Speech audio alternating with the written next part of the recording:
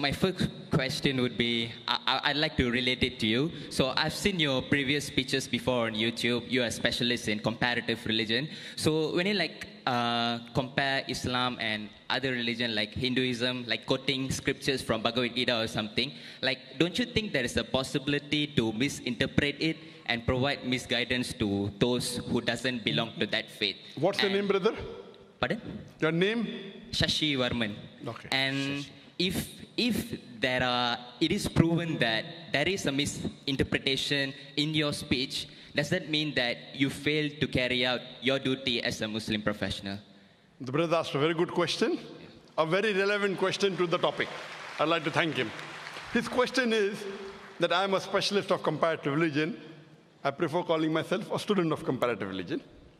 And when I quote scriptures of other religion, like whether it be the Bhagavad Gita, whether Veda, whether Bible, and if I misinterpret that scripture, then isn't it wrong as a Muslim? Totally wrong. I agree with you. That's the reason after every lecture of mine, we have question answer session. Most of the religious speaker, whether it be Hindu, whether it be Christian, whether it be Muslim, most of the majority, more than 90%, after this speech, they have no question answer session. Sheikh Didat was the first one who started, and now, mashallah, many of us, after every lecture, we have a question answer session. Why? So that if you disagree with us, you are open to ask the question. In the question answer time, if any speaker, including myself, if the questioner proves that my interpretation is wrong, if they prove to me, first I will say, I'm sorry, I will take it back.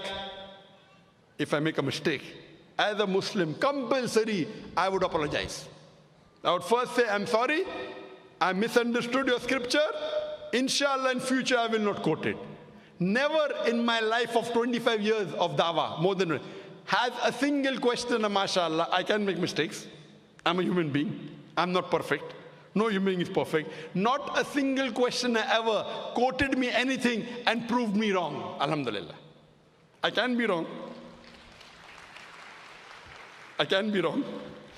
Therefore, we say, ask the question. If he poses a question to me, I will counter-quote him and give him the quotation from his scholars. I will quote. What does Swami Vivekananda say? I will quote. So it is intellectual. That's the reason what we say, let's come for a debate. Friendly debate, no problem. But I'll only debate with someone who has some standing, not with every Tom, Dick and Harry. You understand?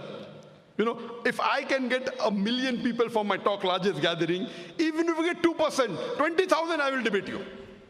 Any Tom, Dick and Harry, I cannot. So what my reason is, if you want to debate me, you should at least be able to gather minimum 20,000 for your speech. If I can get 2 million, you at least get 2%. Okay? If you can get 20,000 for your lecture, I'm willing to debate with you. If you cannot get, you give it to someone who can get. And there are many Hindu speakers in the world. There are many Christian speakers in the world who get 100,000 and more. In India, many people. You know, Shri Ravi Shankar. He gets audiences of 100,000. I debated with him. And you know the outcome of that. Have you seen that debate? Yeah. What was the outcome? What? It wasn't as I expected. Sorry? It wasn't as I expected, yeah. Oh, it wasn't as you expected. Yeah. But did I break any rules of the debate? Pardon? Did I break any rules of the debate? No. Did I not answer all his questions? No. Did he answer my questions? No. No. One of the most famous Hindu preacher in the world, Shri Ravi Shankar. Many people call him God. But sir, how about Sadhguru? I guess he destroyed some of your points, I guess. Sadhguru from the Okay. Foundation. Arrange for a dialogue, I will debate him.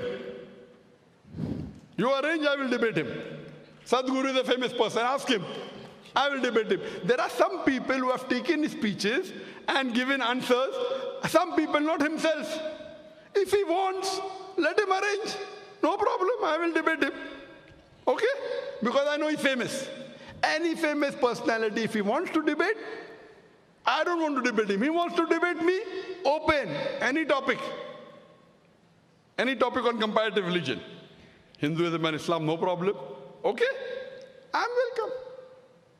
And if he points out anything in my speech which I've said, which is out of context or which is not as per the Hindu scripture, I'll apologize. I will give him from where I got. All my research are not from non-Hindu scholars, from Hindu scholars.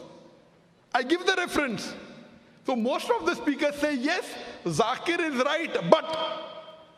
Then the but comes. Many Hindus say, when you hear your speech, in 2 hours I've learned what I have not learned in 40 years of my life. Because in my speech I give references. Did Sri Ravi Shankar give any reference in his speech? Even one reference he gave. Did he give a single reference, brother? No. In my speech, how many references were there? So who's more authentic, a person who gives a reference or a person who doesn't give a reference?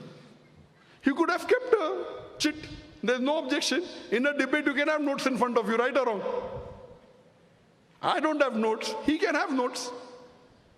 Ask if Sri Ravi Shankar will have a second debate with me. Will he have? Even if you give him $1 million, he will not have.